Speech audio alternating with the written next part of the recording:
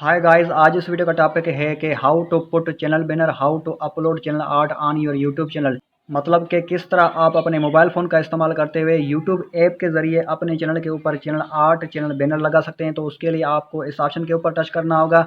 इस ऑप्शन को टच करने के बाद यहाँ पर आपको ऑप्शन मिलता है एडिट चैनल।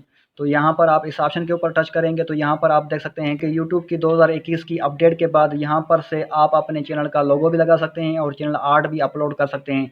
कैसे करना है, यहाँ पर सिंपली आप इस ऑप्शन के ऊपर टच करेंगे, कैमरे वाले ऑप्शन के ऊपर टच करेंगे।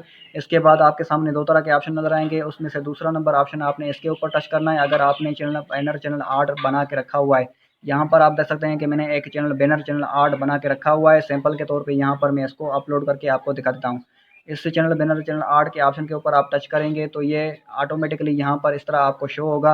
आपने इसको ज़ूम आउट करना है। ज़ूम आउट करने के बाद यहाँ पर इसको फिक्स कर देना है। फिक्स करने के बाद यहाँ पर ऊपर ऊपर आपको सेव का ऑप्शन नजर आएगा।